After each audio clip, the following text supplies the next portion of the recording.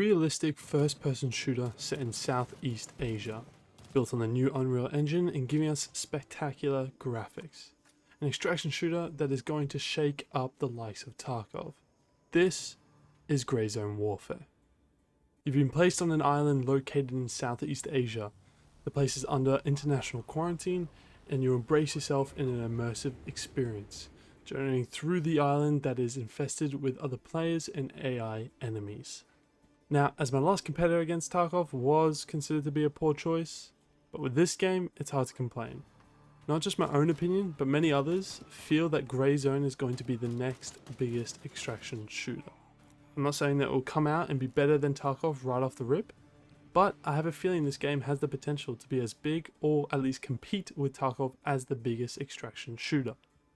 The biggest thing that this game has on Tarkov is the graphics, because as it is on the new Unreal Engine 5, the graphics are sublime, and the attention to detail and everything from the fictional map to the gun designs are amazing. Though Tarkov is the biggest extraction shooter ever made, and it's not to say that Tarkov will die or perish once this game releases, but we might see a healthy rivalry or competition between the two. The best thing that can come out of Grey Zone being released is that it scares the developers of Tarkov to try and make their own game even better than it already is. Currently, Grey Zone is still in development, and we are expecting this game to be released into early access sometime this year. The word up the grapevine is that it will come out in Q1. Looking at the trailers and available gameplay, the quality seems to be brilliant, and nothing sticks out as a major red thumb. The company behind this wonderful development is Mad Finger Games, a company that has only previously done mobile games, so this will be quite a challenge for them to overcome, as this will be their first PC title. From all the information on their website and available to the public, the game does sound a lot like Tarkov. The game places you on a 42 square kilometer map that is inspired by the stunning landscape of Laos, earning this map a name called the Democratic Republic of Lemang. The extraction part of the game is all done via helicopter, but once you extract, the map doesn't sleep, as the map runs forever, meaning when you land in or extract, others will be on the island completing missions or gathering loot at their own pace, which then means there is no time limit as compared to Tarkov's 45 minutes. Like every other Milsim extraction shooter, you can expect there to be an in-depth weapon customization, a realistic health system, and gathering gear to store back at your base. And of course, PvPvE gameplay. Like the health system in Tarkov, every injury can negatively affect your perception and performance in the game. Along with that, you do have to maintain your energy and hydration levels. From what we have heard, because of the size of the map is enormous, you can go hours without running into an actual player. But if you go to the popular POIs, you're more than certain to run into others. There plans to be a total of 48 players to be on one map, with that 48 splitting into 3 factions, meaning there'll be 32 hostile players roaming the island.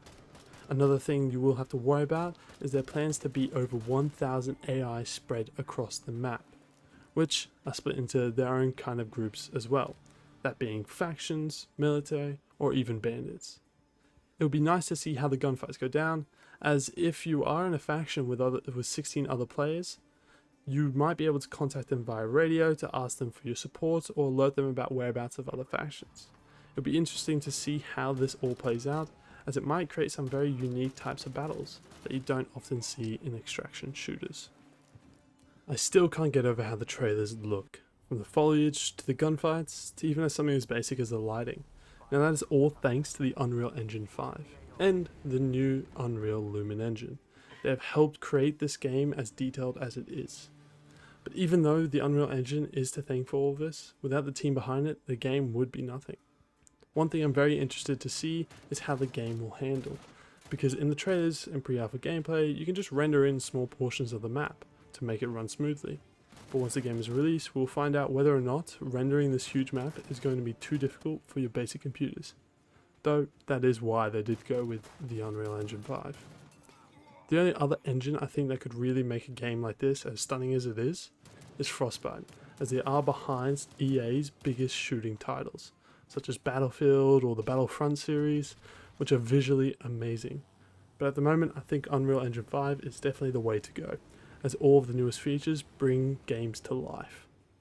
The only thing that does scare me a little bit is that the no time limit in the game, as that means you are prone to having a large amount of campers.